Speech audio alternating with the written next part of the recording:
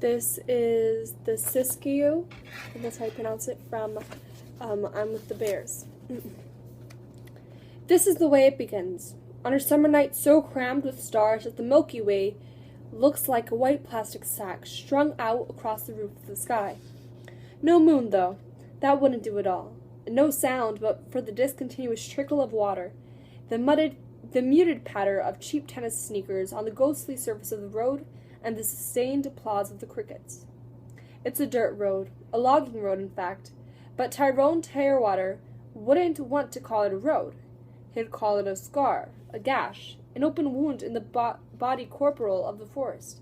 But for the sake of convenience, let's identify it as a road. In daylight, trucks pound over it, big D7 cats, loaders, wood chippers. It's a road, and he's on it. He's moving around purposefully, all but invisible in the abyss of shadow between the big Douglas firs. If your eyes were adjusted to the dark and you looked close enough, you might detect his three companions, the night disarranging itself ever so casually as they pass. Now you see them, now you don't. All four are dressed identically, in cheap tennis sneakers blackened with shoe polish, 2 pairs of socks, black tees, and sweatshirts, and of course, the black watch caps. Where would they be without them? Tarewater had wanted to go further, the whole 9 yards, stripes of grease paint down the bridge of the nose, slick rays of it fanning out across their cheekbones, or better yet, blackface. But Andrea talked him out of it. She can talk him out of anything because she's more rational than he, more aggressive because she has a better command of the language and eyes that bark after weakness like hounds, but then doesn't have half his capacity for paranoia, neurotic display, pessimism, or despair. Things can go wrong. They do. They will. He tried to tell her that, but she wouldn't listen. They were black in the motel room at the time, on the unfledged strip of the Comatose town of Grants Pass, Oregon, where they were registered under the name Mr. and Mrs. James Watt. He was nervous, butterflies in the stomach, termites in the head, nervous and angry. Angry at the loggers, Oregon, the motel room, her. Outside, 3 steps from the door, Theo's Chevy Caprice, anonymous gray, with the artfully smudged plates, sat listing in its appointed slot. He came out of the bathroom with a crayon in one hand, a glittering, shrink-wrapped package of Halloween face paint in the other. There were donuts on the bed in a staved-in carton, paper coffee cups subsiding into the low fiberwood table. "Forget it, Ty," she said. "I keep telling you, this is nothing. The first jab in a whole long bout. You think I'd take Sierra along if I wasn't 100% sure it was safe? It's going to be a stroll in the park. It is." A moment evaporated. He looked at his daughter, but she had nothing to say, her head cocked in a way that indicated she was listening, but only reflexively. The TV said, "And these magnificent creatures, their range shrinking, can no longer find the mass to sustain them, let alone the carry-on." He tried to smile, but the appropriate muscles didn't seem to be working. He had misgivings about the whole business, especially when it came to Sierra, but as he stood there listening to the insect sizzle against the bug zapper outside the window, he understood that misgivings wasn't exactly the word he wanted. Misgivings? How about crashing fears, terrors, night sweats, the inability to swallow, a heart ground up like glass? There were people out there who weren't going to do what the 4 of them were planning to do, that road he didn't want to call a road. Bosses, underbosses, heavy machine operators, CEOs, power lunches, police, accountants, not to mention all those good, decent, hard-working, and terminally misguided timber families, the men in baseball caps and red suspenders, the women like tented houses, people who spent their spare time affixing loops of yellow ribbon to every shrub, tree, doorknob, mailbox, and car antenna in every town up and down the coast. They had mortgages, trailers, base boats, plans for the future, and the dirt-blasted bumpers of their pickups sported stickers that read, "Save a skunk, roadkill, an activist," and "Do you work for a living, or are you an environmentalist?" They were angry, born angry, and they didn't much care about physical restraint one way or the other.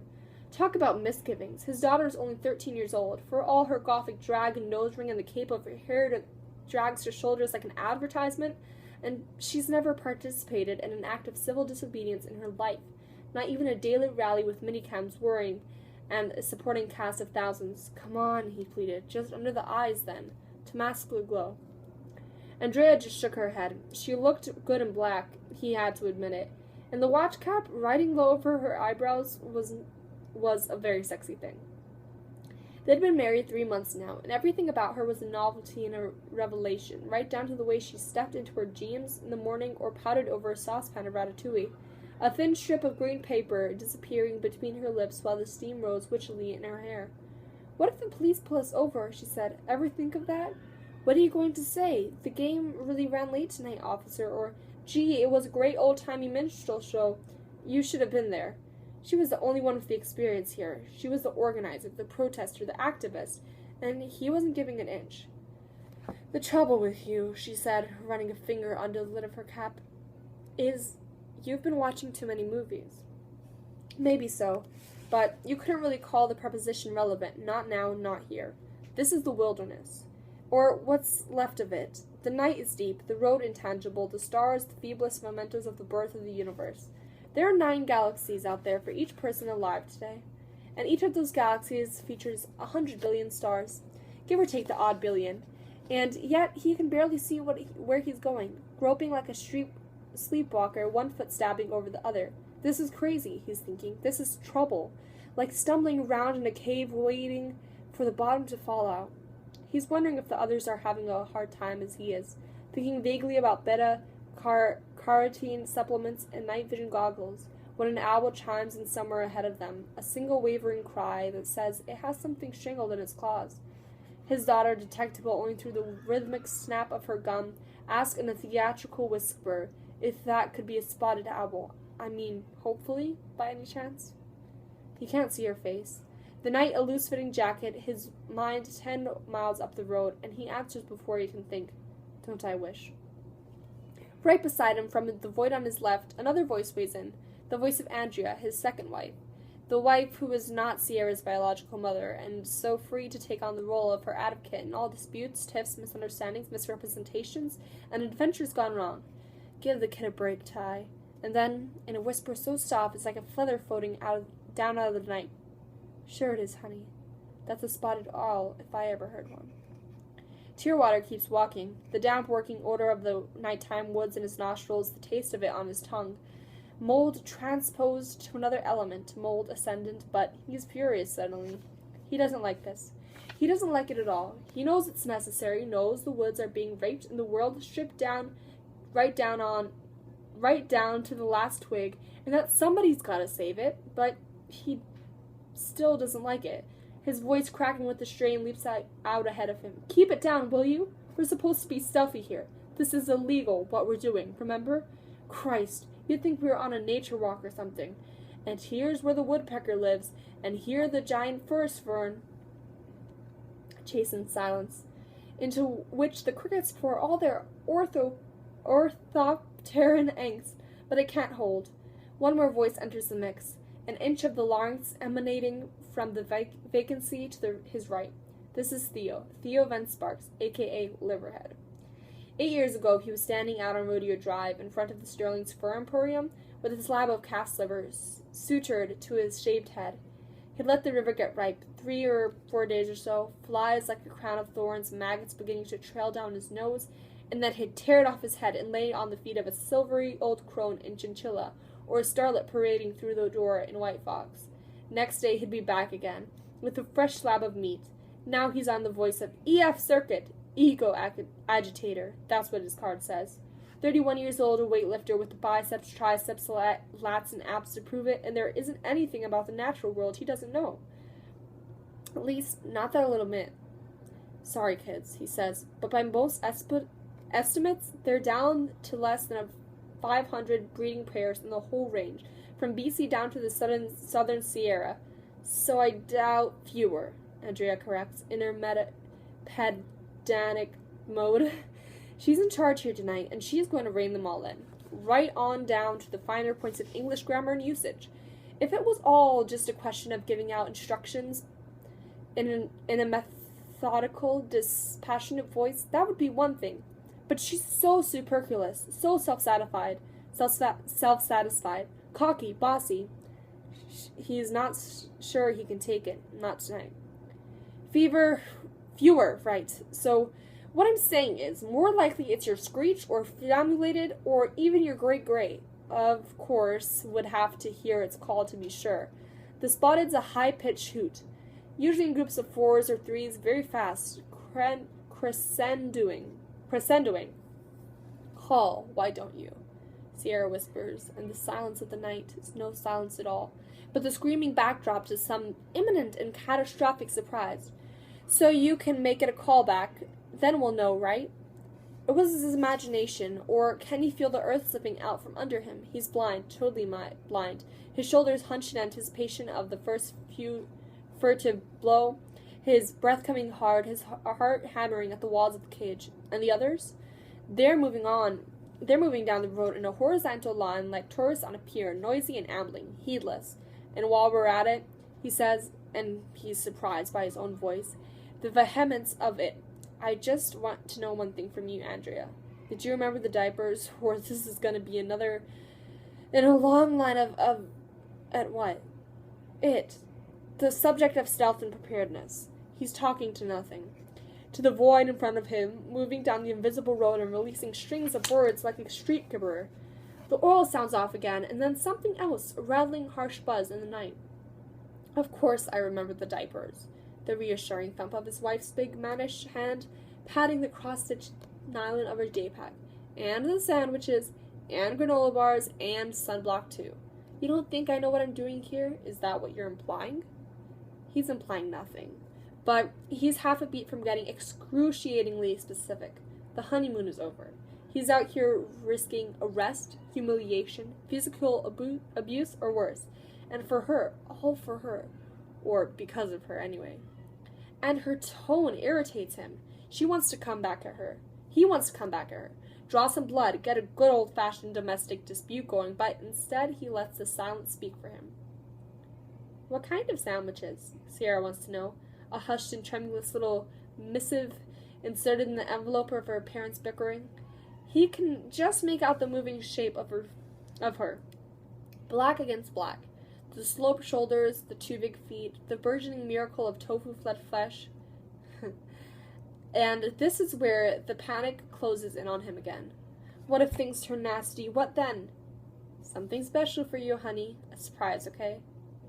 Tomato, avocado, and sprouts on a honey wheat berry. Don't spare the mayo. A low whistle from Andrea. I'm not saying. Hummus and tabbouleh on pita. Whole wheat pita. Not saying. Peanut butter marshmallow. Nuspli? Stroll in the park. Isn't that what she said? Sure it is. And we're making so much racket, we might as well be shooting off fireworks and beating a big bass drum into the bargain. What fun, huh? The family that monkey wrenches together stays together? But what if they are listening? What if they've got word ahead of time? Somebody finked, rattled, spilled the beans, crapped us out? Look, really, he hears himself saying, trying to sound casual but getting nowhere with that. You've got to be quiet. I'm begging you. Andrea, come on. Sierra, Tio. Just for my peace of mind. If nothing else... Andrea's response is clear and resonant. A definitive non-whisper. They don't have a watchman. I keep telling you that, so get a grip, Ty. A cassura. The crickets, the muffled tramp of sneakered feet, the faintest soughing of a night breeze is in the doomed expanse of branch and bough. Tomorrow night they will, though. You can bet on it. It's 10 miles in, and they've given themselves 3.5 hours at a good brisk clip. No stops for rest or scholarly dissertations on dendrology or stigridae calls. Their caps pulled down tight, individual water rations riding their backs in Boda bags, as fat and supple as overfed babies. They're carrying plastic buckets, 1 apiece, the indestructible kind that come with 5 gallons of paint at Dun & Edwards or Colortone. The buckets are empty, light as nothing, but tedious all the same, rubbing against their shins and slapping at the outside of the bad knee just over the indentation where the arthroscope went in, scuffing and speaking in a fabricated, not-made-for-this-earth kind of way. But there's no talking, not anymore. Now once they reach the 8-mile mark, conveniently indicated by a tiny day-glow EF sticker affixed to the back wall of a doomed Douglas fir, a tree that took root here 500 years before Columbus brought the technological monster to a sunny little island in the Caribbean. But Tearwater wouldn't want to preach. He'd just want to explain what happened that night, how it stuck in him like a barbed hook, like a bullet lodged too close at the to the bone to remove, and how it was the beginning, the real beginning, of everything to come. All right. It's still dark when they arrive, 4:15 by his watch, and the concrete, all 30 bags of it, is there waiting for them, not 10 feet off the road. Andrea is the one who locates it, with the aid of the softly going red clap of a flashlight. Watchman or no, it would be crazy to go shining lights out here. And the red, she explains, doesn't kill your night vision like the full glare of the white. Silently, they haul the concrete up the road. All of them, even Sierra. Through 60 pounds of dead weight is real, though 60 pounds of dead weight is a real load for her. Don't be ridiculous, Dad, she says when he asks if she's okay. Or whispers, actually. Whispers didactically.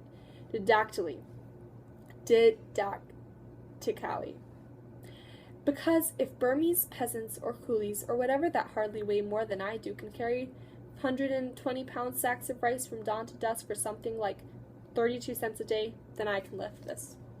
He wants to say something to relieve the tension, but no one but him seems to be feeling something about the Burmese, but there is alienness to him as the head hunters of the Rajang Valley. Why don't some of them make 36 cents a day, the lucky ones?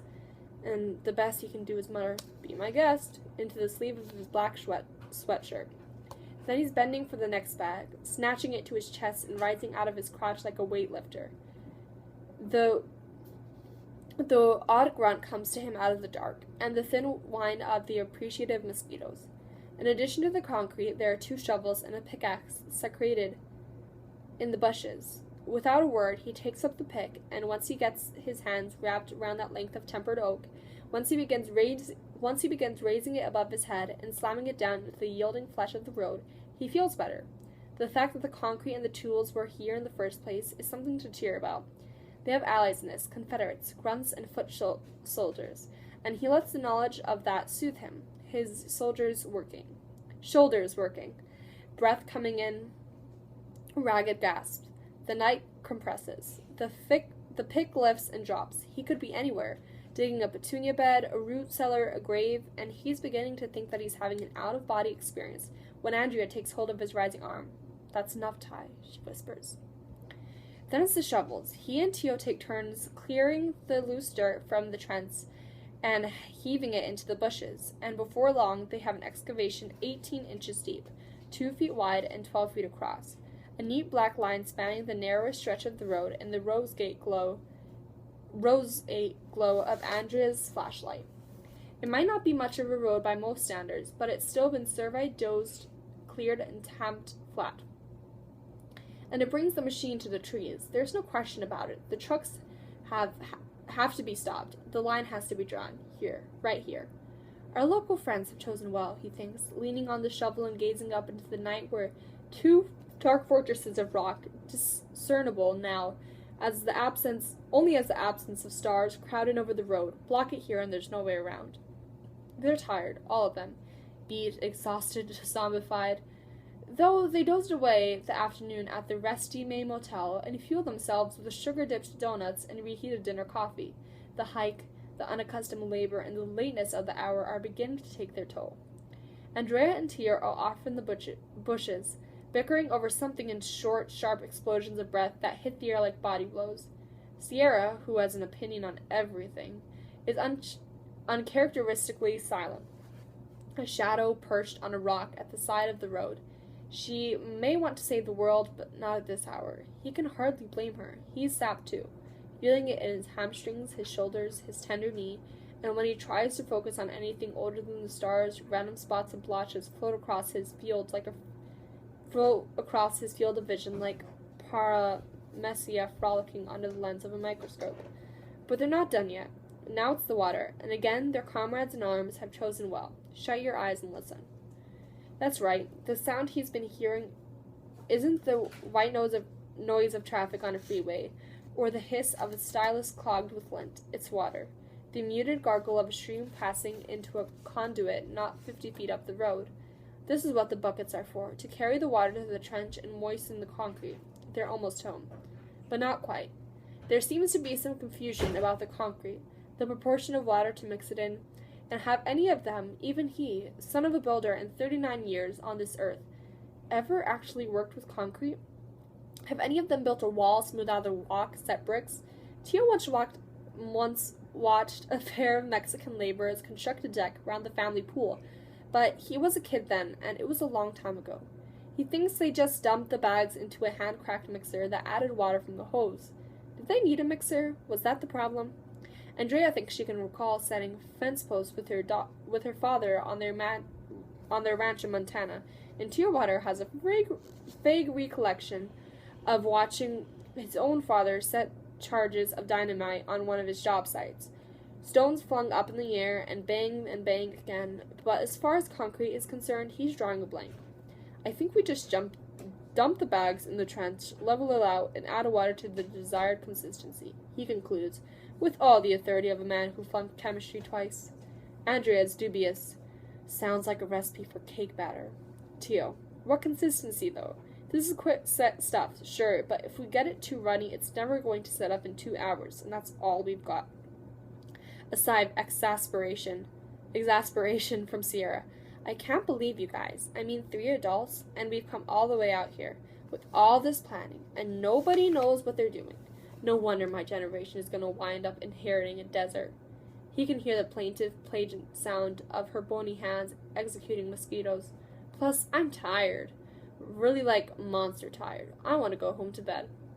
He's giving it some thought. How hard could it be? The people who do this for a living, laying concrete, that is, could hardly be confused with geniuses. What does it say on your package? Are there any directions?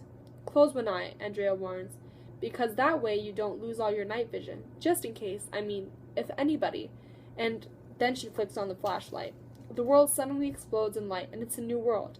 Dun-colored and circumscribed sacks of concrete like overstuffed brown pillows, the pipe stems of their legs, the blackened sneakers. He's inadvertently closed his good eye, the one that seems up close, and he has to go binocular, and risk a perilous moment of night blindness to read what it says on the bag. King Concrete, it reads, over the picture of a cartoon ape in sunglasses shredding around a wheelbarrow. Premium concrete. Mix entire bags with water to desired consistency. Keep away from children. Back to consistency again, Tio says, shuffling his feet round the bag, and that's all that can be seen of him. His feet, his diminutive feet no bigger than Sierra's, in the cone of light descending from Andrea's hand.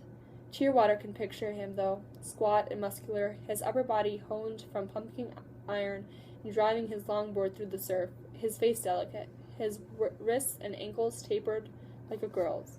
He's so small and pumped he could be a special breed, a kind of human terrier, fearless, indefatigable, tenacious, and with a bark like, but enough. They need him here. They need him to say, ugh, let's just dump the stuff and get it over with. And so they do. They slit the bags and let the dependable force of gravity empty them. They haul the water into a thickening miasma of mosquitoes, swatting, cursing, unceremoniously appending the buckets atop the dry concrete. And then they mix and slice the chibi till the drench is uniformly filled with something like cold lava. And the hour is finally at hand. Ready, everybody? Tearwater whispers.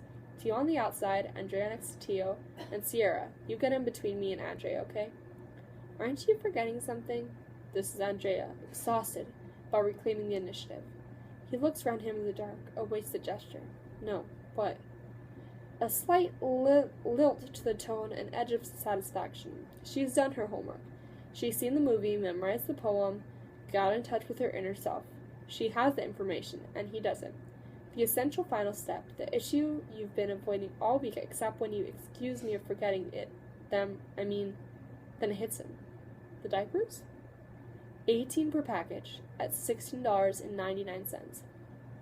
They've had to invest in 3 different sizes, small, medium, and large, for Sierra, Andrea, Tio, and himself, respectively, though Andrea assures him they'll use up during the next direct action, whenever and wherever they may be. Either that, or give them away to volunteers. They're called comfortingly enough, depends. And on her advice, they've chosen the fitted briefs for extra observancy. You can't help thinking about that just for the smallest slice of a moment. Extra observancy, and about what it is the diapers are meant to absorb. There's a moment of silence there in the dark, the naked woods crepitating around them, the alertness of the birds already calling out for dawn, and they're all communally involved in a very private act.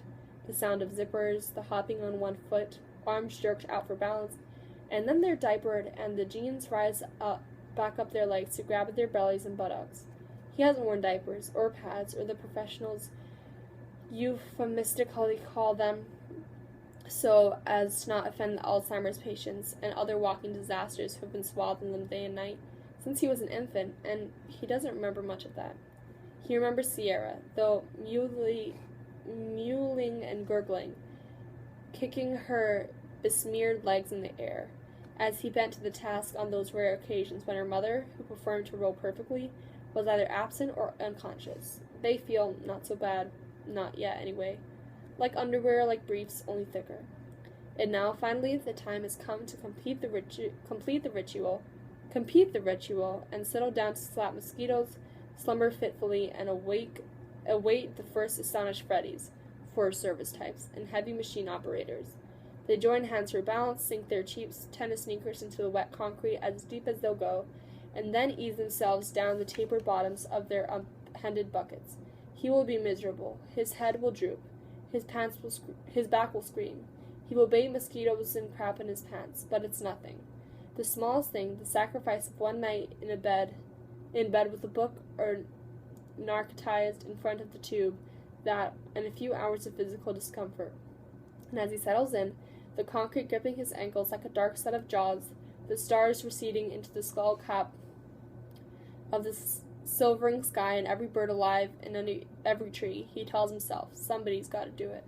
He must have dozed. He did doze, or sleep would be more accurate. He slumped over to the knees, put his head to rest, and drifted into unconsciousness, because there was no sense in doing anything else. No matter his dreads or fears, nothing was going to happen until 7:30 or 8 at the earliest, and he put all of that out of his mind and orchestrated his dreams to revolve around a man in bed, a man like him, thin as grass but big across the shoulders, with no gut or rear end to speak of, and the first tentative fingers of hair loss massaging his skull. A man in an air-conditioned room in blissful sleep, non-REM sleep, with something like Respighi's The Birds playing softly into the background. And what does he wake to?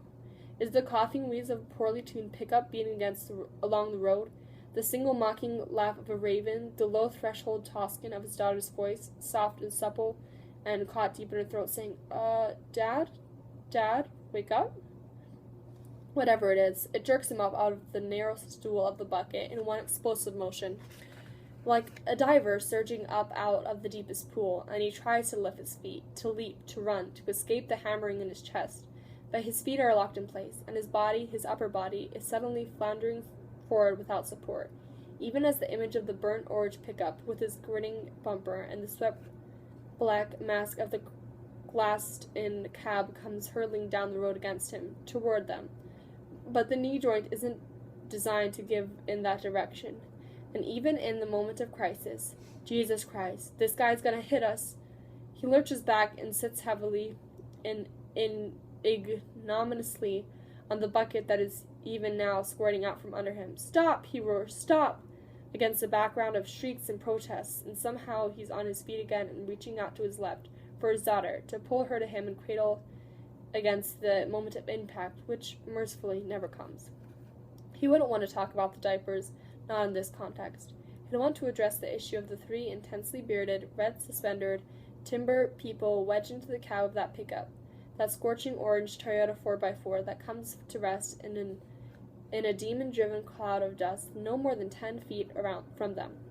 And the looks on their faces, their 7:30 a.m. faces, Egg McMuffins still warm in their bellies, searing coffee sloshed in their laps, the bills of their caps askew and their eyes crawling across their faces like slugs. This is the look of pure, otherworldly astonishment. Don't blame these men, or not yet anyway. They didn't expect us to be here. They didn't expect anything, other than maybe a tardy coyote or a suicidal ground squirrel, and suddenly there we were, like some manifestation of the divine, like the lame made to walk, and the blind to see. Oh God, Andrea murmurs, as It's as if the air has been squeezed out of her lungs, and they're all standing now, erect and trembling and holding hands for lack of anything better to do. Tearwater cuts a swift glance from the stalled pickup to the face of his daughter. It's a tiny dollop of a face, shrunken and drawn in on itself. The face of the little girl, awake with the terror of the night and the scratchy voice and the need for reason and comprehension and the whispered assurance that the worlds into which she's awakened is the ancient one, the imperturbable one, the one that will go on twisting round its axis whether we're here to spin it or not. That face paralyzes him. What are they thinking? What are they doing? Gee, Christ Jesus, what is going on here? Comes the voice of the pickup, the unanimous voice, concentrated in the form of ponytailed and gingerbreaded head, poking through the open window of the wide-swinging driver's side door. You people lost or what? A moment later, the rest of the speaker emerges. Work boots, rolled up jeans, a flannel shirt, and some bleached-out shade of tartan plaid. His face is like an electronic skillet, like a fuse in the moment of burning out. What in Christ's name is wrong with you? I almost, I could have. He's trembling too. His hands so shaky he has to bury them in his pockets. Tearwater has to remind us that this man, 35, flat dead alcoholic eyes, the nailed imprint of a scar like a brand stamped into the flank of his nose, is not the enemy. He's just earning his paycheck, felling and loading and producing so many board feet a year so middle-class Americans can exercise their God-given right to panel their family rooms and cobble together redwood picnic tables from incomprehensible sets of plans. He's never heard of Archaeanaeus or deep ecology or the mycorrhizal that cling to the roots of old-growth trees and make the forest possible. Rush Limbaugh wrote his Bible, and the exegesis of it too. He has a t-shirt in a drawer at home that depicts a spotted owl in a frying pan. He knows incontrovertibly and with a kind of inconquerable serenity that all members of the Sierra Club are green beeps, and that Earth Forever is a front for Bolshevik terrorists with homosexual tendencies. But he's not the enemy. His bosses are. We're not letting you through, Tio announces, and there he is, a plug of muscle hammered into the ground, anchoring the far end of the human chain. All he needs is a slab of liver. The other two have squeezed out of the truck by now, work-hardened men, incongruously bellied. Looks of utter stupefaction on their faces. They just stare. What are you? The first man wants to know. The driver, the one in faded tartan, an environmentalist or something. He's seen housewives, ministers, schoolchildren, drug addicts, drunks, ex-cons, jockeys, ball players, maybe even some sexual deviates. But you can tell by the faltering interrogatory lift of the question that he's never in his life been face to face with the devil before. That's right, Tearwater says, radicalized already, gone from suburban drudge to outside agitator in 8 months' time. And you ought to be one too, if you want to keep your job beyond next year or even next month. He glances up at the palisade of the trees, needles stitched together like a quilt, the sun stalking through crowns and snags in its slow progress across the sky. And there he's confronting those blunted eyes again. And this is the strange part. He's not in bed dreaming, but actually standing in the middle of a concrete trench in a road in the middle of nowhere, wearing diapers and giving a speech at 7:30 in the morning, no less. What are you going to do? What are you going to cut when all the trees are gone? You think your bosses care about that? You think the junk bond kings and the rest of the suits in New York give the slightest damn about you or your children or the mills or the trees or anything else? Or retirement, Theo puts in. What about retirement? Huh? I can't hear you. Talk to me. Talk to me, man. Come on. Talk to me. This one isn't up for a debate. This man, or concerning with environmentalists either. For a long moment, he just stands there staring at them. At Tearwater, at Sierra, Andrea, Tio, at their linked hands in the alien strip of concrete, holding them fast at the ankles. Beep on you, he says finally. And in a concentrated move, he and his companions roll back into the pickup, and the fire ends with a roar. A screech of tires, and a fire fan about, and he's reversing gears, jerking around and charging back down the road in the direction he came from. They're left with dust, with the mosquitoes, and the sun, which has just begun to slash through the trees and make its first radiant impression on their faces and hands, and the flat black cotton and polyester that clothe them. I'm hungry, I'm tired, I want to go home. His daughter is propped up on her bucket, limp as an invertebrate, and she's trying to be brave, trying to be an adult, trying to prove she's capable of manning the barricades as anybody, but it isn't working. The sun is already hot, though it's just past 10 at Clearwater's watch, and they've long since shed their sweatshirts. They've kept the caps on for protection against the sun, and they've referred to their water bags and consumed the sandwiches Andrea so providently brought along, and what they're doing now is waiting for the confrontation, the climax, the reporters and TV cameras, the sheriff and his deputies. Clearwater can picture the jail cell, cool shadows playing off the walls, the sound of a flushing toilet, a cot to stretch out on. They'll just have long enough to close their eyes, no fears, no problems, events leaping on ahead of them. Bailed out before the afternoon is over. The EF! Lawyers on alert. Everything in place. Everything but the sheriff, that is. What could be keeping him? How much longer, Andrea? Really? Because I want to know. And don't patronize me either. He wants to say, "It's all right, baby. It'll be over soon." But he's not so good at comforting people, even his own daughter. Bear up. That's his philosophy. Tough it out. Think of the Mohawk, whose captives had to laugh in the face of the knife, applaud their own systematic dismemberment, cry out in mirth as their skin came away in bloody, tapering strips. He leaves it to Andrea, who coos encouragement in a voice that's like a salve. Numbed, he watches her reach out to the exchange Sierra's vampire novel, which, under the circumstances, hasn't proved lurid enough for a book of crossword puzzles. Teal, at the opposite end of the line, is a model of stoicism. Hunched at the upended bucket like a man perched on a stone in the privacy of his own bathroom, his eyes roaming in the trees for a glimpse of wildlife instead of scanning headlines in the paper. He's utterly at home, unperturbed, perfectly willing to accept the role of martyr, if that's what comes to him.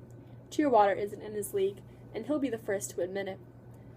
His feet itch, for one thing. A compelling imperative itch that brings tears to the eyes and the concrete, still imperceptibly hardening, has begun to chew at his ankles and beneath the armor of his double socks and stiffened jeans.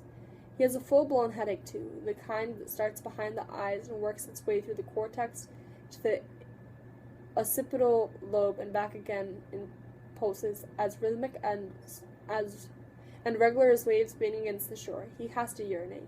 Even worse, he can feel a bowel movement coming on. Another hour oozes by. He's been trying to read Bill McKibben's The End of Nature, but his eyes are burning, and the relentless march of premonitory rhetoric makes him suicidal, or maybe homicidal. It's hot, very hot, unseasonably hot. And though they're all backpackers, all four of them, exposed regularly to the sun, this is something else altogether. This is like some kind of torture, like the sweat box in the bridge on the River Clyde. And when he lifts the Boda bag to his lips for the 100th time, Andrea reminds him to conserve water. "The way it's looking," she says, and hears the voice of experience, delivered with a certain grim satisfaction. "We could be here for a long time yet." And then, far off in the distance, a sound so attenuated they can't be sure they've heard it. It's the sound of an internal combustion machine, a diesel, blatting in the interstices between dips in the road. The noise grows louder, and they can see the poisoned billows of black exhaust, and all at once a bulldozer heaves into view, scuffed yellow paint, treads like mill wheels, and the bulbous face of determination and outrage at the controls. The driver lumbers straight for them, and as if he's blind, the shovel lowered to reap the standing crop of them, to shear them off at the ankles and like a row of dried-out cornstalks. Clearwater's on his feet suddenly, and on his feet again, reaching out instinctively for his daughter's hand. And, "Dad," she's saying, "does he know? Does he know we can't move?" It's the pickup truck all over again, only worse. The fear of them shouting till the veins stand out in their necks. Andrea and Teal waving their arms over their heads. The sweat of fear and mortal tension prickling at their scalps in private places. And that's exactly what the man on the cat wants. He wants perfectly well what's going on here. They all do by now, from the supervisors down to the surveying crews. All those gleaming, pumping tons of steel in motion, The big tractor treads burning up the road, and the noise of the thing, still coming at them at full speed, and Tearwater can't see the eyes of the lunatic at the controls. Shades. He's wearing mirror shades that give him an evil, insectoid look. No mercy, no appeal. And suddenly he's outraged, ready to kill. This is one sick game. At the last conceivable moment, a raw-knuckled hand jerks back a lever, and with the thing rears like a horse and swivels away from them with a kind of mechanized grace he wouldn't have believed possible. But that's only the first pass, and he carries the bulldozer into the wall of rock beside them with a concussive blast, sparks spewing from the blade, the shriek of one unyielding surface meeting another, and Tearwater can feel the crush of it in his feet, even as the shards of stone and dirt rain down upon him. He's no stranger to violence. His father purveyed it, his mother suffered it, his first wife died of it, the most casual violence in the world, in a place as wild as this. He's new at pacifism or masochism or whatever you want to call it, they're suffering here. As if he could free his legs for just half a minute, he'd drag that tight-jawed executioner down off his perch and instruct him in the laws of the flesh. He would. But he can't do a thing. He's caught, stuck fast in the glue of passive resistance. St. Mahatma and Rosa Parks and James Meredith flashing through his mind in quick review. And he's swearing to himself, never again, never. Even as the man with the stick and 8 tons of screaming iron and steel swings round for the second pass, and even the third and the fourth. But that's enough. That's enough right there. Tyrone Tearwater wouldn't want to remember what this did to his daughter, or the look on her face, or what the sad, sick feeling of this own impotence. The sheriff came, with 2 deputies, and he took his own sweet time about it. And what did he do when he finally did get there? Did he arrest the man on the cat? Close down the whole operation and let the court decide if it's legal to bullzone a dead zone through a federally designated roadless area? No. He handcuffed the 4 of them, even Sierra, and his deputies had a good laugh, ripping the watch caps off their heads, weighting them and flinging them into the creek, and they caught a glimpse of the curtains parting on the redneck heaven where they cut the straps of the boda bags and flung them after the hats, and then, for good measure, smirking all the while, these same deputies got a nice little frizzen out of kicking the buckets out from under Tearwater and his wife and daughter and good friend, one at a time, and then setting in to watch them 3 interminable hours in the sun for the men with the sledgehammers. Andrea cursed the deputies, and they cursed her back. Teo glared from the cave of his muscles. Tearwater was beside himself.